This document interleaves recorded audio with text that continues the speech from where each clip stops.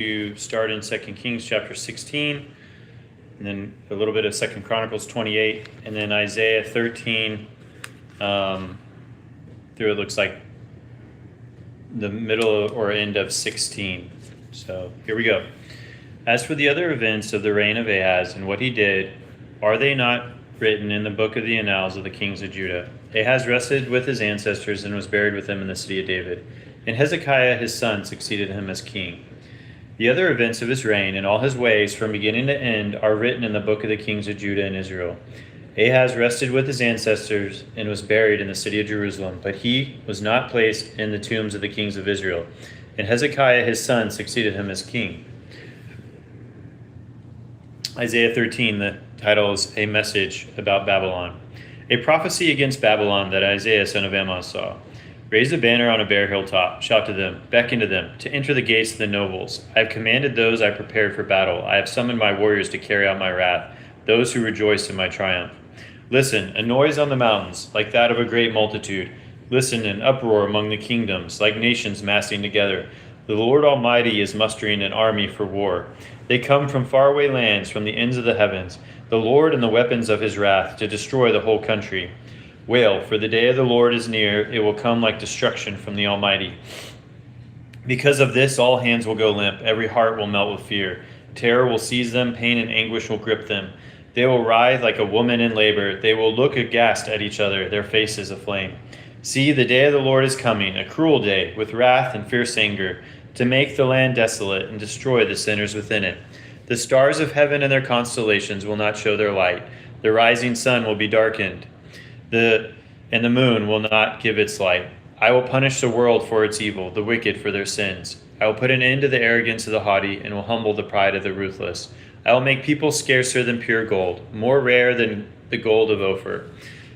Therefore I will make the heavens tremble and the earth will shake from its place at the wrath of the Lord Almighty in the day of his burning anger. Like a honey gazelle, like a sheep without a shepherd, they will all return to their own people. They will flee to their native land. Whoever is captured will be thrust through. All who are caught will fall by the sword.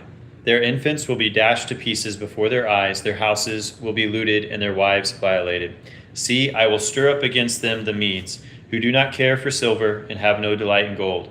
Their bows will strike down the young men. They will have no mercy on infants, nor will they look with compassion on children.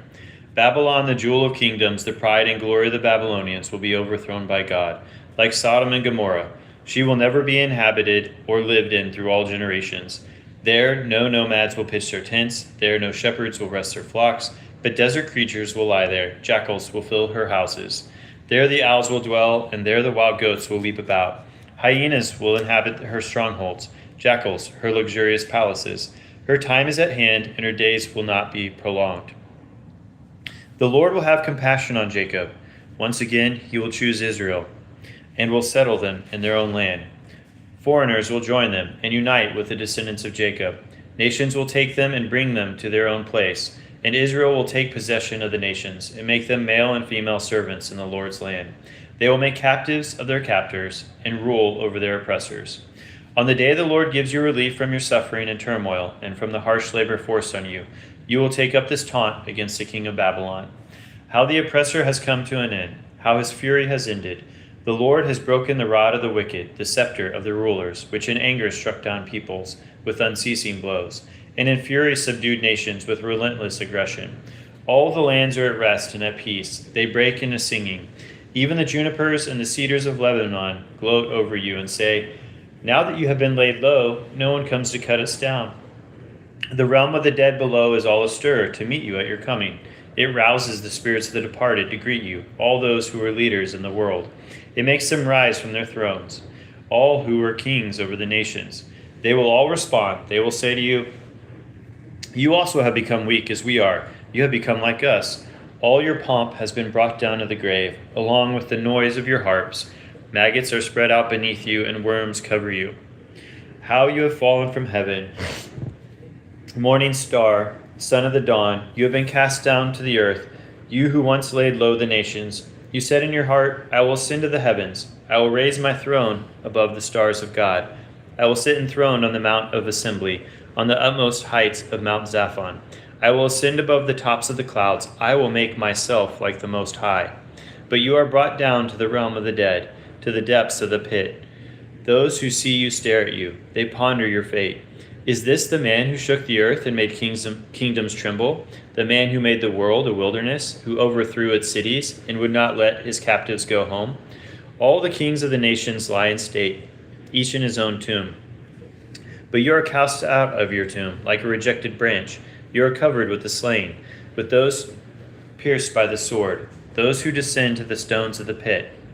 Like a corpse trampled underfoot, you will not join them in burial, for you have destroyed your land and killed your people. Let the offspring of the wicked never be mentioned again. Prepare a place to slaughter his children for the sins of their ancestors. They are not to rise to inherit the land and cover the earth with their cities. I will rise up against them, declares the Lord Almighty. I will wipe out Babylon's name and survivors, her offspring and descendants, declares the Lord. I will turn her into a place for owls and into swampland. I will sweep her with the broom of destruction, declares the Lord Almighty. The Lord Almighty has sworn, surely as I have planned, so it will be, and as I have purposed, so it will happen. I will crush the Assyrian in my land. On my mountains I will trample him down.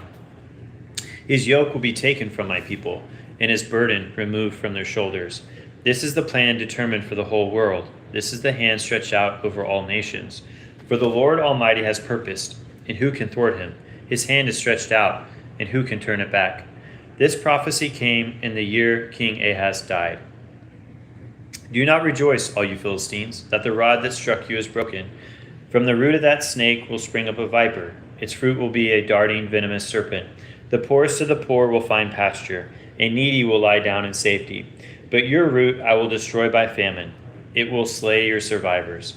Wail, you gate, wail, you city. Melt away, all you Philistines. A cloud of smoke comes from the north, and there is not a straggler in its ranks. What answer shall be given to the envoys of that nation? The Lord has established Zion, and in her his afflicted people will find refuge. A prophecy against Moab. Ar in Moab is ruined, destroyed in a night. Kir in Moab is ruined, destroyed in a night. Dibon goes up to its temple, to its highest place to weep. Moab wails over Nebo and Medeba. Every head is shaved and every beard cut off. In the streets they wear sackcloth. On the roofs and in the public squares they all wail, prostrate with weeping. Heshbon and Elilah cry out. Their voices are heard all the way to Jahaz. Therefore the armed men of Moab cry out, and their hearts are faint. My heart cries out over Moab. Her fugitives flee as far as Zor, as far as Eglath Shalishiyah. They go up the hill to Luhith, weeping as they go. On the road to Horonaim, they lament their destruction. The waters of Nimrim are dried up, and the grass is withered. The vegetation is gone, and nothing green is left. So the wealth they have acquired and stored up, they carry over the ravine of the poplars. Their outcry echoes along the border of Moab. Their wailing reaches far as Eglon. Their lamentation as far as Beer Elam.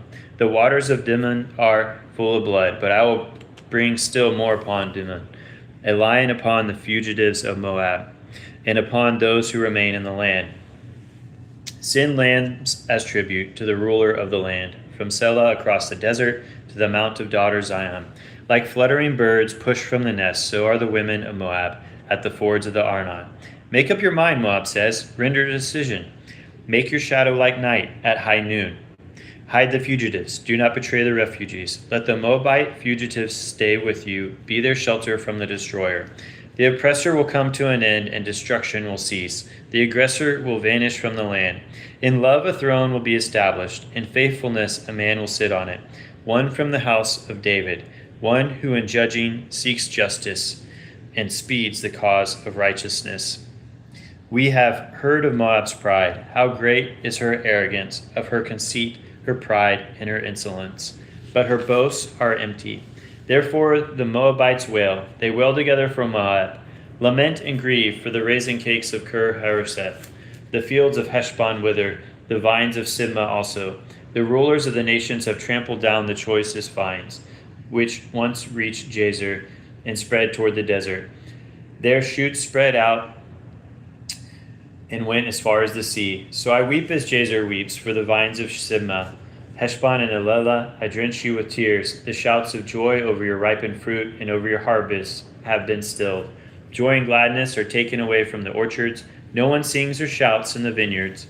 No one treads out wine at the presses, for I have put an end to the shouting. My heart laments for Moab like a harp, my inmost being for Kir Hareseth. When Moab appears at her high place, she only wears herself out. When she goes to her shrine to pray, it is to no avail. This is the word of the Lord has already spoken concerning Moab. But now the Lord says, within 3 years, as a servant bound by contract would count them, Moab's splendor and all her many people will be despised, and her survivors will be very few and feeble.